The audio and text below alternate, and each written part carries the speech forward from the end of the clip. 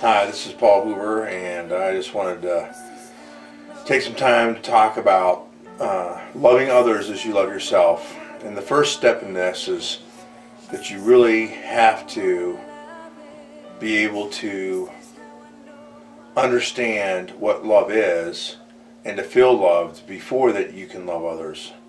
You have to understand your value before you can be able to attribute and pull value out of others.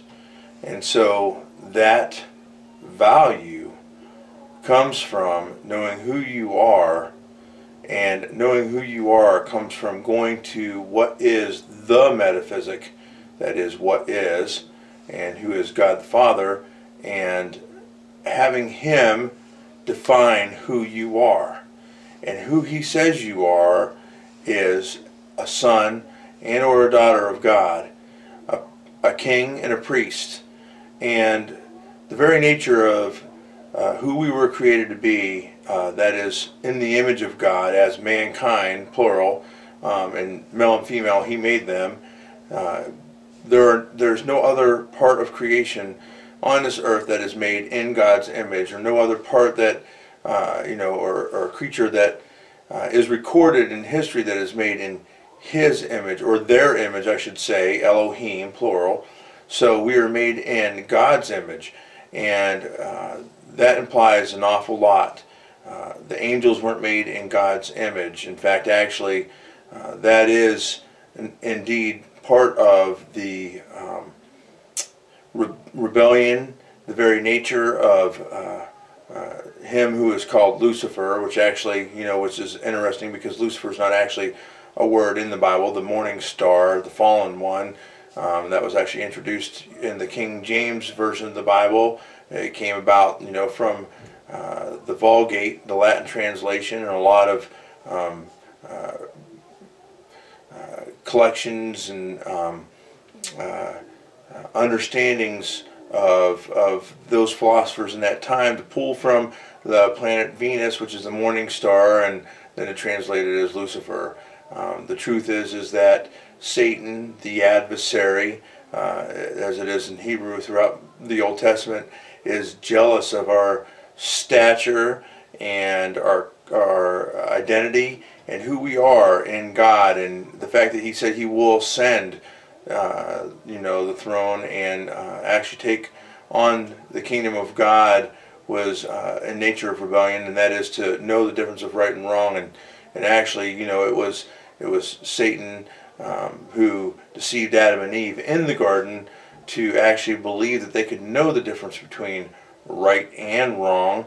And it's true, they ate of the fruit of the tree of the knowledge of good and evil. And as it has been said by certain individuals like Rick Joyner, the knowledge of good is just as bad as the knowledge of evil. And the fact that we were knowing at that point in time made us more aware and made us more like God, and actually seated us into a place where we became the judge and in and of ourselves. And in that we actually were separated from God and introduced to fear of what He would think about us, and knowing that when God comes to visit Adam and Eve in the garden, Adam and Eve were afraid because they were naked, and God said, "How did you know that you were naked? Who told you this?"